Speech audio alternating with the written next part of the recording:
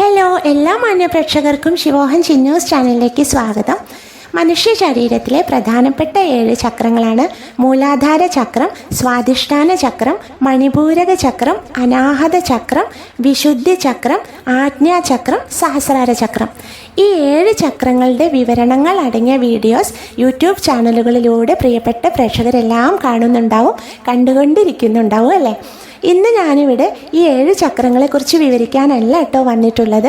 അതായത് ലളിതാ സഹസ്രനാമവും ഈ 7 ചക്രങ്ങളും തമ്മിലുള്ള ഒരു കാര്യത്തെക്കുറിച്ച് മാത്രം പറയാൻ വേണ്ടിയിട്ടാണ്. ഈ 7 ചക്രങ്ങളെ ശുദ്ധീകരിക്കാനും പ്രവർത്തനക്ഷമമാക്കാനും എല്ലാം ബീജമന്ത്രങ്ങൾക്ക് പറ്റും.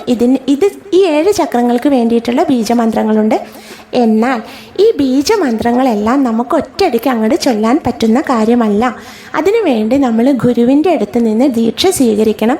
ഗുരു മുഖത്തു നിന്ന് മാത്രമേ നമുക്കത് പഠിക്കാൻ പാടുള്ളൂ. അതല്ലാതെ നമ്മളത് പഠിക്കാനൊക്കെ ശ്രമിച്ചാൽ അനർത്ഥങ്ങൾ ഉണ്ടാവുമെന്നാണ് പറയാറ്. അപ്പോൾ നമ്മൾ സാധാരണ മനുഷ്യർക്ക് നമ്മുടെ ശരീരത്തിലെ 7 ചക്രങ്ങളെയെല്ലാം ഉണർത്താനും അതായത് പ്രവർത്തനക്ഷമമാക്കാനും ചെയ്യാൻ കഴിയുന്ന ഒരു കുഞ്ഞു കാര്യമുണ്ട്. കുഞ്ഞു കാര്യം എന്നാൽ ഏറ്റവും മഹത്തായ കാര്യം കൂടിയാണ്. അതാണ് ലളിതാ സഹസ്രനാമം.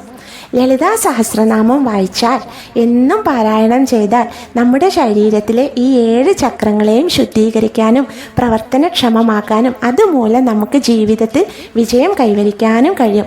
ലളിതാ സഹസ്രനാമത്തിൻ്റെ ഡീറ്റെയിൽ വീഡിയോ മറ്റൊരു ദിവസം ഞാൻ അപ്ലോഡ് ചെയ്യുന്നതായിരിക്കും.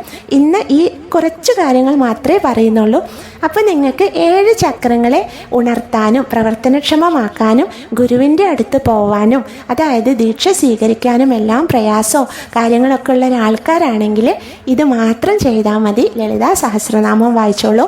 വായിക്കുമ്പോൾ പതുക്കെ പതുക്കെ നമ്മുടെ ചക്രങ്ങളെല്ലാം പ്രവർത്തനക്ഷമമായി തീരൂട്ടോ. ലളിതാ സഹസ്രനാമത്തിൻ്റെ ഓരോ അക്ഷരത്തിലും ഓരോ മന്ത്രങ്ങൾ ഒളിഞ്ഞു കിടക്കുന്നുണ്ട് എന്നാണ് പണ്ഡിത ശ്രേഷ്ഠന്മാർ പറഞ്ഞിട്ടുള്ളത്. അപ്പോൾ ഈ മന്ത്രം അല്ലെങ്കിൽ ഈ ലളിതാ സഹസ്രനാമ സ്തോത്രത്തിന് അത്യധികം പ്രാധാന്യമാണ് നമ്മുടെ സനാതന ധർമ്മത്തിലുള്ളത്. അപ്പോൾ ഈ ലളിതാ സഹസ്രനാമ സ്തോത്രം എന്നും വായിച്ചോളൂ. വായിക്കാൻ പറ്റുന്നവർ വായിച്ചോളൂ. ഇതൊരു കുഞ്ഞു അറിവ് തരിക എന്ന് മാത്രമേ ഉള്ളൂ കേട്ടോ. അതായത് നിർബന്ധിക്കല്ല.